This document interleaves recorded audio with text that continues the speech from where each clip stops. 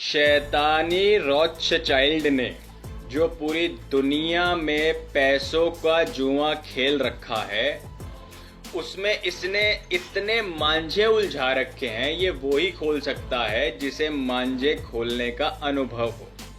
तो थोड़ा आज इसका धागा मैं अपने युवा के सामने खोलता हूं कि हम जो लड़ाई लड़ रहे हैं, आरबीआई, गोल्ड स्टैंडर्ड, बैंक किस तरीके से कर्ज देता है, चूरन का नोट, हम तो अभी खेल में हैं ही नहीं।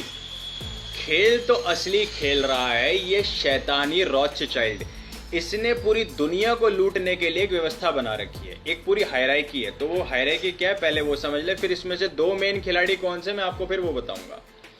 तो पहला है रॉथस्चाइल्ड, जो पूरी दुनिया में पैसे का और बैंकिंग का जाली व्यापार करता है, और उसने फिर अपने नीचे बैंक ऑफ इंटरनेशनल सेटलमेंट की एक व्यवस्था लगा रखी है, जिसमें 65 से 70 लोग पूरी दुनिया के सेंट्रल बैंक के सीधे इसके नेतृत्व में काम करते हैं, यानी कि ये सबसे ताकतवर लोगों का समूह है।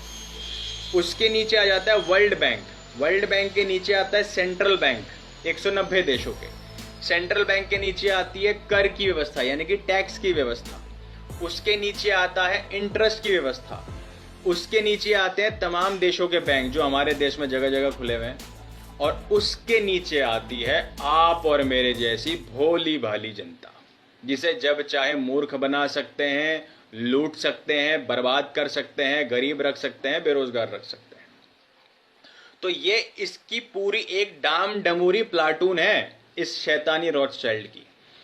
अब बैंक ऑफ इंटरनेशनल सेटलमेंट जो है और सेंट्रल बैंक, ये दो खिलाड़ी मेन हैं, क्योंकि बीआईएस इस शैतानी रॉथस्चाइल्ड के नेतृत्व में काम करता है और central bank bank of international settlement के नेतृत्व में काम करता है। और पूरी दुनिया के 800 करोड़ लोगों को ये दो मूर्ख व्यवस्थाएं संभाल रही हैं। अब इनकी जरूरत क्या पड़ी, थोड़ा वो समझ लेते हैं। बैंक ऑफ इंटरनेशनल सेटलमेंट एक तरह के की अपने आप में राज्य है, यानी कि वो एक देश है, इंडिपेंडेंट।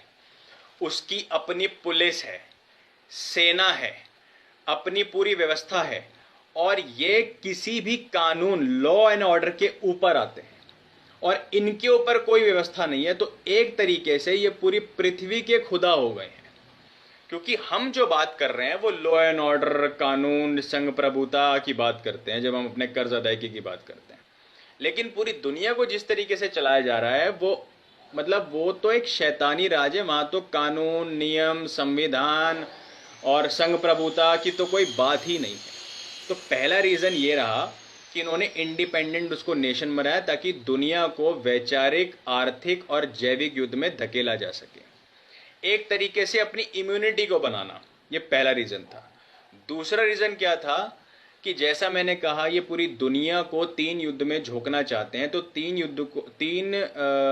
युद्ध को झोंकने के लिए जो व्यवस्थाएं इनको पूरे मुल्क में चाहिए, वो चाहिए ट्रांसफर ऑफ मनी, जो इनके अंकों से अंकों में, मतलब खाते से खातों में पूरी दुनिया के किसी भी कोने में पहुंचाया जा सकता है, on balance sheet of bank of international settlement, secretly to the world wide governments. मतलब कितना बड़ा खेला चल रहा है। पैसे को बैलेंस शीट के माध्यम से मूव किया जा सकता है बैंक ऑफ इंटरनेशनल सेटलमेंट के द्वारा हवाले का किसी भी देश में, secretly by controlling the money on balance sheet itself. तो भैया यहां तो मतलब खेल ही कुछ और चल रहा है। तो देश का जो युवा है 18 से 35 साल का, वो बैंक ऑफ इंटरनेशनल सेटलमेंट और central bank of international settlement ये काम करता है हवाले का, और सेंट्रल बैंक उसको अंजाम देता है। लेकिन ये किस तरीके से फॉर्मुलेट होता है, कौन कौन लोग इसमें शामिल है, किस किस व्यवस्था में वो बैठे हुए हैं, कब कब कैसे कैसे किया जाता है। फॉर एग्जांपल, अगर मुझे आज अपने देश के 100 करोड़ गमन करने हो, तो मैं केवल बैलेंस शीट में उसको लगा कर बैंक ऑफ इंटरनेशनल सेटलमेंट के माध्यम के थ्रू, अगर मेरी वहाँ पर वही हवाले की जान पहचान है, वर्ल्ड वाइड कहीं पर भी घुमा सकता हूँ सीक्रेटली। ये इनका पर्पस है दुनिया में। अगर दुनिया में भुखमरी करनी है तो पैसा विड्रॉ कर लो, दुनिया में आगजनी करनी है, युद्ध करवाने तो पैसा दे दो। तो मतलब ये चल रहा है, ये मतलब तीनों चीज़ें इसी पर ही चलती हैं और इसी पर ही नियंत्रित होती हैं। तो जो आर्थिक आतंकवादी है ये सुअर रॉथस्चाइल्ड है और इसका खेला बहुत अलग है इसको खेलने का। अब इसका धागा हम तभी खोल सकते हैं जब भारत का प्रत्येक युवा इस सत्य को हर एक युवा के साथ साझा करे कि पूरी दुनिया का जो रुपये और पैसे का जो खेल है वो ये शैतानी रॉथस्चाइल्ड अपनी इन व्यवस्थाओं से चलाता है। इसमें उनके अपने देश की कोई इन्वॉल्वमेंट नहीं है, वो भी उन्हीं के ही भरोसे चल रहे हैं। हमारे देश की सरकार तो खैर किसी भी खेल में है ही नहीं, ये खेल तो बाहर के लोग और बहुत ही अलग लेवल पे चल रहा है। तो इसको देश का युवा समझे और जितना ज्ञान आप इस क्षेत्र में लेंगे तभी आप इस लड़ाई को लड़ सकते हैं। ये लड़ाई एक ज्ञान का वैचारिक युद्ध है, सत्यमेव जयते।